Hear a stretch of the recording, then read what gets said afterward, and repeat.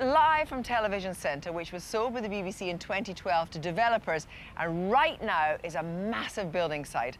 However, 3 of the original studios are being retained and refurbished. One of those studios is Studio One, behind me, which was once the largest TV studio in Europe. It's the live television that was once created here in this huge atmospheric space, which has inspired the next show, the Redux project by Richard DeDomenici. Richard has assembled many of the people he works with regularly, as well as a few very special guests. It's probably best that he explains things to you himself, and oh, by the way, expect some strong language. Richard. Hello, and welcome to the ruins of BBC Television Centre in Wood Lane, London. Tonight, I'll be occupying the greatest culture factory the world has ever seen, with the aim of recreating some beloved moments of live televisual entertainment from TV Centre's illustrious past. I'll explain why in a minute. My name is artist Richard DeDomenici, which means of the Sunday in Italian, and is therefore very apt. Here's my ethnic breakdown, and to pronounce my surname, simply remember this very easy phrase. Right then. Oh. Okay. That's all right, don't help me. I've got to learn how to do this myself. Whew. This is good, this humanises me. Okay, and run VT. Redux. When the crowd say bow. Director. Yes, ladies and gentlemen, this is the Redux Project. You can tweet us at hashtag the Redux Project. We're live from TV Centre. Selma, come and show them today's papers so that we know that we're live.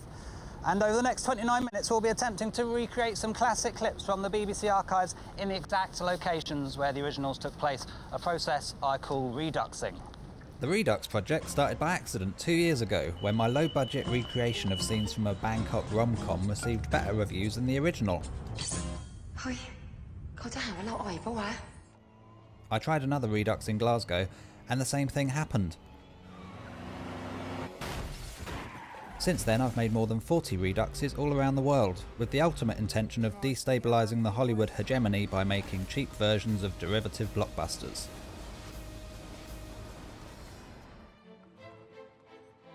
My Reduxes strive for attention to detail and perfection within their limited means, although people actually seem to like the bits that aren't accurate best. This is a constant tension of the project. The Matrix is a system, Neo. My Reduxes have been getting more and more ambitious and popular, to the extent that now they're on TV. Am I being absorbed into the mainstream or subverting a national institution? Find out over the next 25 minutes. And by 10 o'clock tonight, we'll have hopefully made another 10 Reduxes.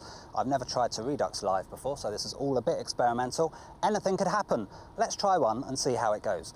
TV Centre is currently being redeveloped into luxury flats. You might still recognise this car park, though, as the location of a scene from I'm Alan Partridge. And here's the camera that's going to film it. It's in precisely the same location as it was in 2002.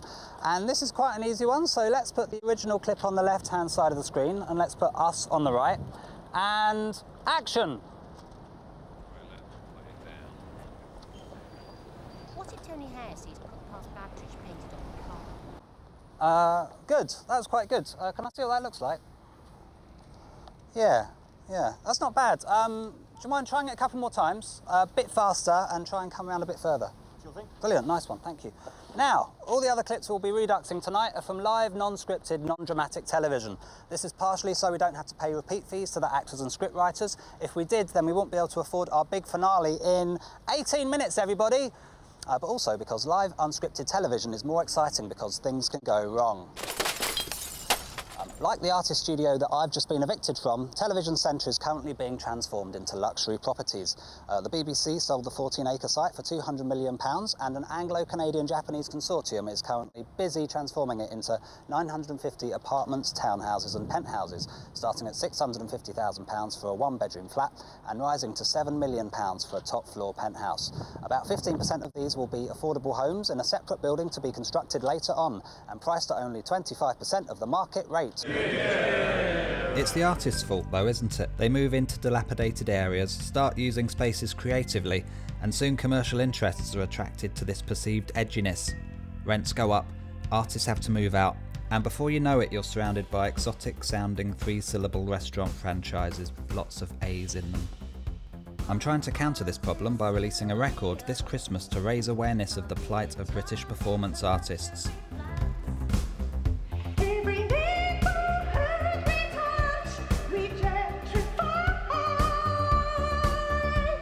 Please help. And also with an aggressive programme of creative degentrification. This may look like an unassuming street utility cabinet, the kind we pass unnoticed hundreds of times a day, but it's actually a discreet, portable, lightweight, flat-pack micro studio, capable of use as a rent-free, live-stroke workspace for artists, anarchists, the homeless and Syrian refugees.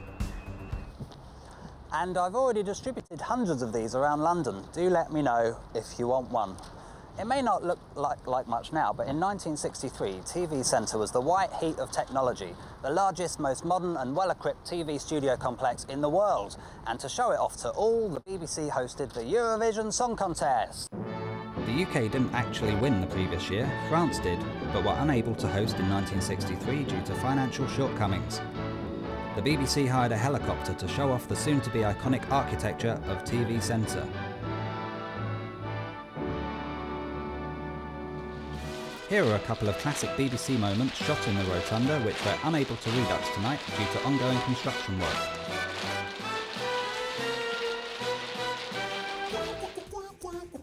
And also an insufficient quantity of red Blazing Squad hoodies.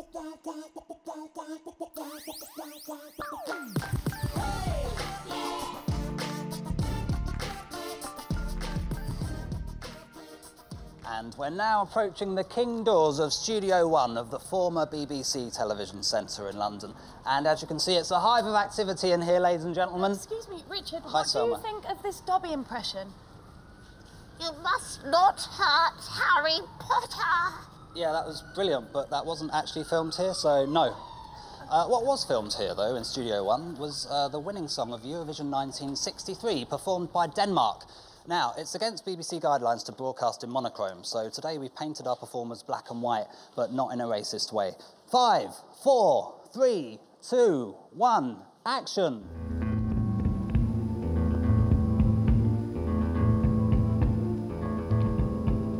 Et solstreg i en vandpyt, et lille kindkys af en vind, og sive der nynner, at livet begynder sit spænd i dit sind. Et sølvfløjt fra en trætop, svagt pat lyd af en kat, en rydselen i bækken, en visselen i hækken, der siger, at det ikke mere er nat. Du var ligger engen, jo på daggry går du. And freestyle. I had to send a translation of those lyrics to the BBC to prove that they weren't rude. Ah, didn't Denmark play well? That's a Lego joke there. Can somebody move that stool, please? Thank you. Tonight we'll be focusing on reduxing pivotal TV moments that changed the way I look at both television and the world. The first song for Europe that I can remember was one by the UK's most famous Eurovision act, Fux Bizz. Their winning song, Making Your Mind Up, notorious for its skirt-ripping gimmick.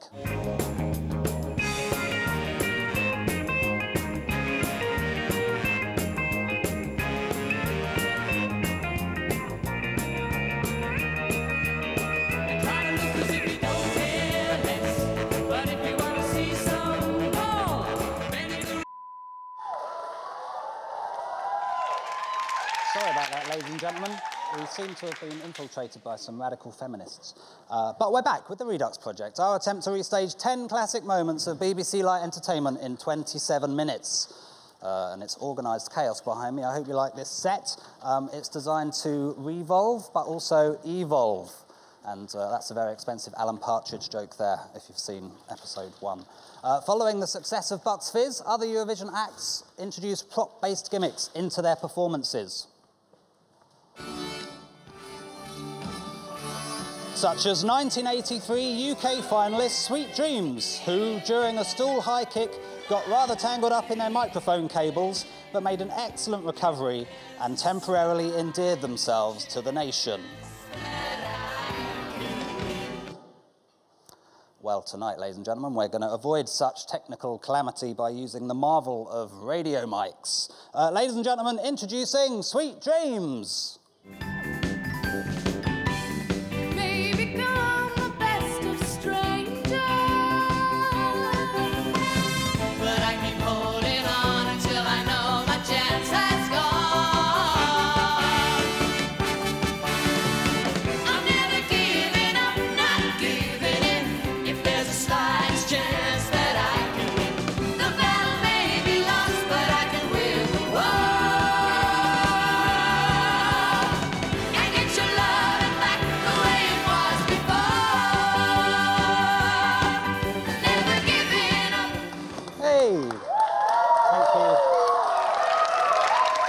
Thank you.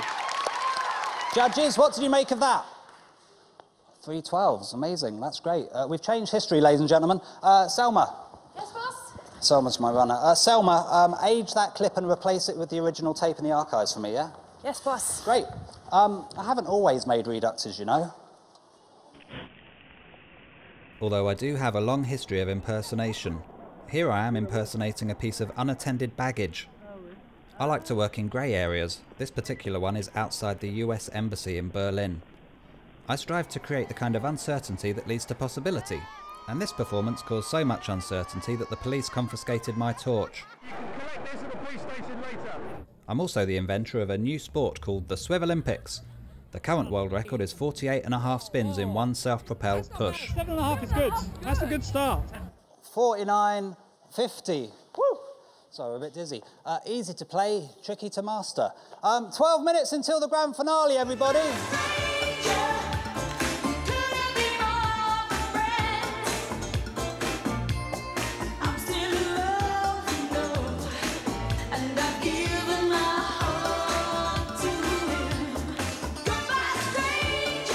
It was in the 1980s. Top of the Pops was also filmed at BBC Television Centre. Shirley, Shirley. Nice. And it was here in 1981, 9 months after Fux Bizz won Eurovision, that I first realised that people mimed on Top of the Pops.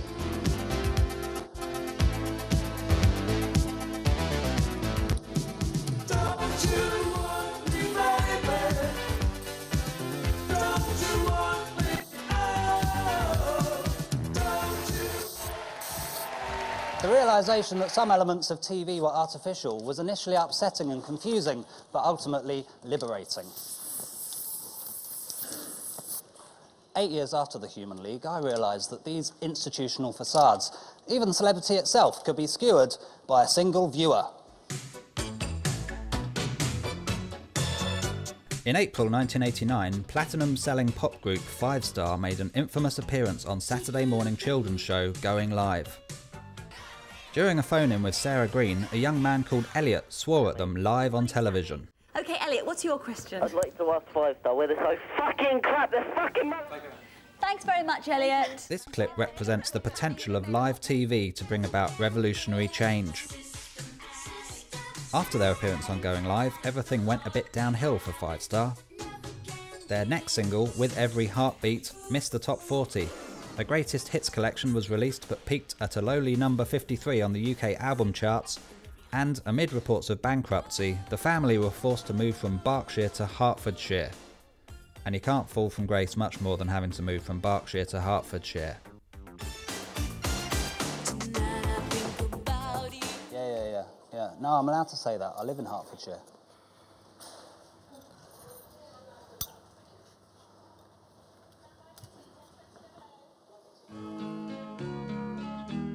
Eight months later, Romanian dictator Nicolae Ceausescu was making a televised speech at a public rally in Bucharest. Almost everyone in Romania was watching on television. From the back of the crowd, a disturbance started, causing Ceausescu to panic, abandon his speech, thereby triggering a revolution. Opinion varies on what caused the disturbance. Some blame a collapsing lampstand. Veteran BBC News reporter John Simpson claims, however, that a young man called Leon started chanting a pro-revolutionary slogan, and that others around him accidentally joined in, thinking it was a pro-government chant. It was only when he called "Down with Ceausescu" that they realised something wasn't right. The ensuing panic sounded like booing. The head of security walked across and whispered, "They're getting in." It was clearly audible. Ceausescu stood there on his balcony, frozen in uncertainty. Even the official camera shook, and within a week, Ceausescu was dead.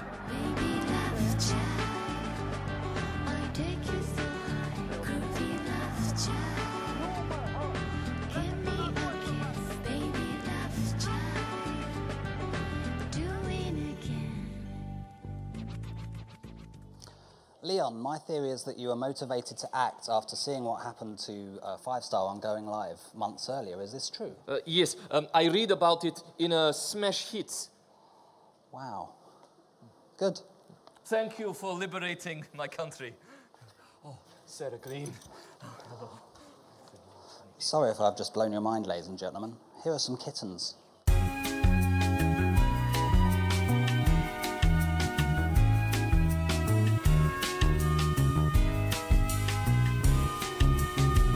And we're back with the Redux project, TV disappearing up its own arse, but in a consensual and enjoyable manner. 5 Star, 1 Star, would it be cathartic for you to reply to Elliot's question? Right. If we fail to entertain you, Elliot, it's not because we're crap, but because we don't care. Not about you. You're not part of 5 Star's core demographic, so while you may not like us, the fact is, this does not matter. Neither I nor my siblings believe you were genuinely curious as to why, in your consideration, we were so crap. But in case you were wondering, Elliot, it's because pop is a debased medium, structured and fed by the fickle sycophancy of the young and intellectually inert. Well, that was very defiant. So, Elliot Fletcher inadvertently causing a revolution in Romania was the first time I realised the ability of the individual to destabilise power structures. And these individuals don't even necessarily have to be human. Let's address the elephant in the room. Now, there's one thing we must do, one very important thing before we go on holiday, is to make sure that all the animals are going to have a great time. That's right. Oh, get off me foot! Martin! Yes, and our animals will be happy, of course, because they're going on holiday too. They're going to spend it out in the country. But Lulu won't be there. Martin! Oh dear, how are you doing? Oh, Martin! You're all right, Ali. Off you go, Lulu. And there she goes, out of the studio. Oh, farewell. Oh, I've trodden right in it. Well, it's a saying about our animals, isn't it? Well, they say it's lucky, obviously, and we're having a lucky show today. Obviously, we weren't allowed a real elephant there, ladies and gentlemen, but I hope you enjoyed our real-time motion capture computer-generated animal body. What do you mean it didn't work? That cost thousands.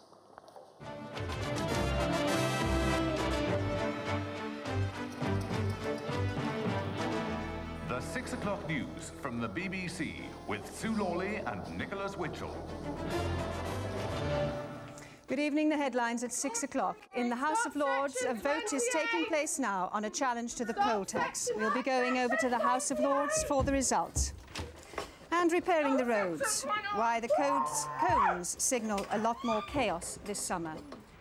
And I do apologise if you're hearing quite a lot of noise in this studio at the moment. I'm afraid that we have rather been invaded by some people who we hope to be removing very shortly. In the meantime, if you can possibly ignore the background news, we'll bring the news as best we can. Why are you calling me Martin?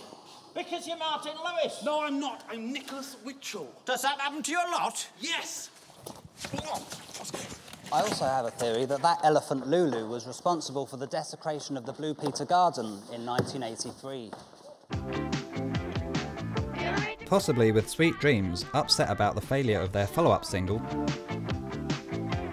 to chart 3 months earlier. Well, we hope to repair the damage, but it's very sad to think that a few people take such pleasure from harming their fellow human beings and from hurting animals as well. Well, that's an interesting metaphor for what's happening to TV Centre, isn't it? Don't politicise this. Mr. Zookeeper, why would Lulu the elephant have done such a terrible thing? Well, elephants are often painted with oil to prevent their skin from cracking in winter. Oh. Martin! In the same way that 3D printers in every home promise to replace centralised factories, I propose the Redux project as a method to decentralise television in a post-TV centred landscape. Introducing the Redux app, a simple way for people to make their own versions of BBC clips. The Redux app uses geolocation to alert you when you're near where a clip from the BBC archives was shot. It then shows you the original clip and helps you to frame and move your camera phone to make your very own Redux. These replicas are instantly uploaded to BBC servers and streamed on the new Redux player. It's a clever way of bypassing royalty issues which have for so long prevented public access to the archives. There's no better way to learn how to do something than by copying, and the Redux app can quickly teach you how to use a camera for your important role in the post-TV centred decentralised television landscape. Download it from your app store now. Royalties can be a nightmare.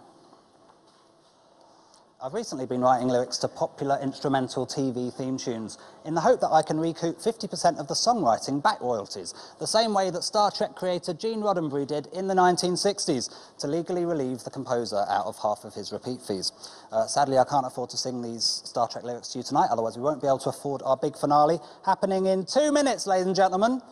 But to help me sing some other lyrics that I've written to long-running BBC medical drama Casualty, may I introduce the UK's preeminent TV theme tunes covers band, Dream Themes. Someone help me, I might die soon. Do you know the way to Holby General? There's been a road traffic accident, an RTA.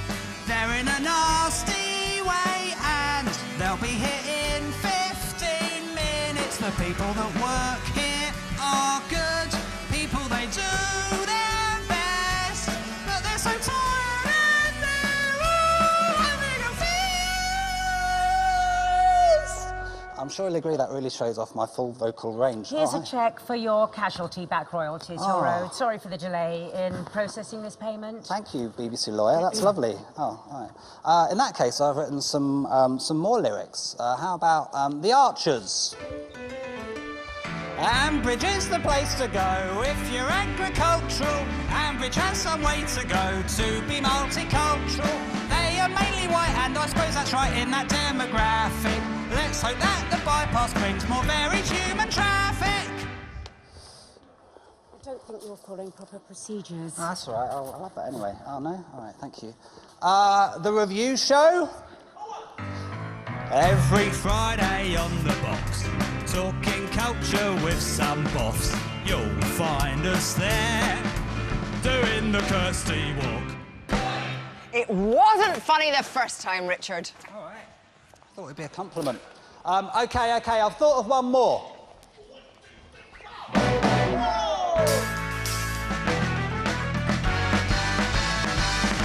Look at all the people dance, some of them can dance.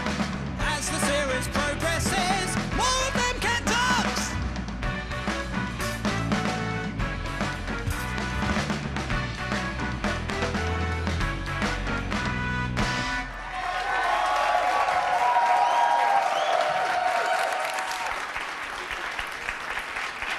Good evening and welcome to Strictly Come Dancing, the results.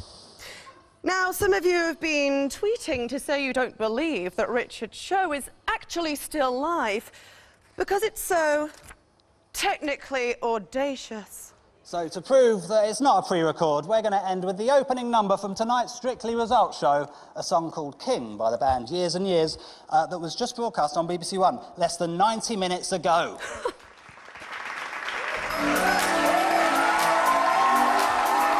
Good work.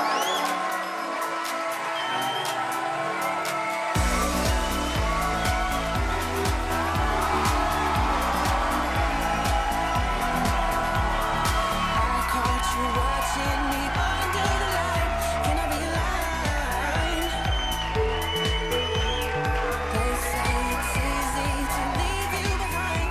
I don't wanna try.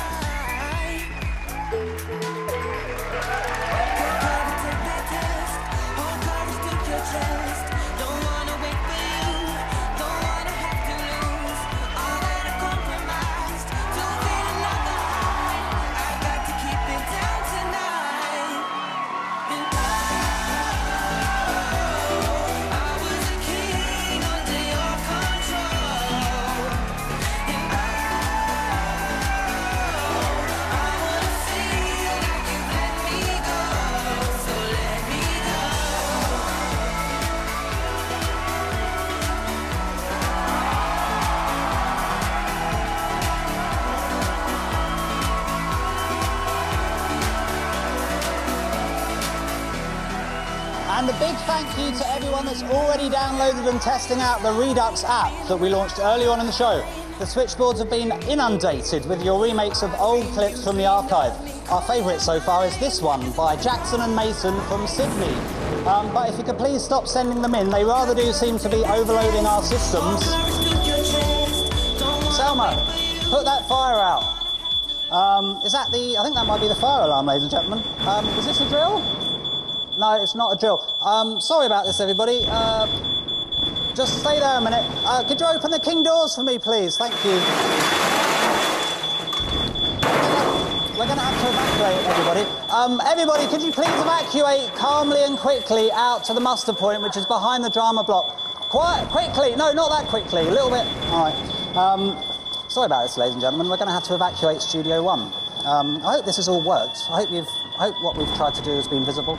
I'll only find out when I get back home and watch the iPlayer tonight. But we're going to have to leave now because that roof is collapsing there. Oh my God, there's literally no fourth wall, ladies and gentlemen. But we hope to see you again, because in the meantime, I want you to keep reduxing. The future of television is in your capable hands. Oh, hi, thanks. Oh, where'd you go? The hinterland between the edge of London and the M25, please. Sure thing. Beyond the rim of the starlight. Ducks. When the crowd say bow. Director.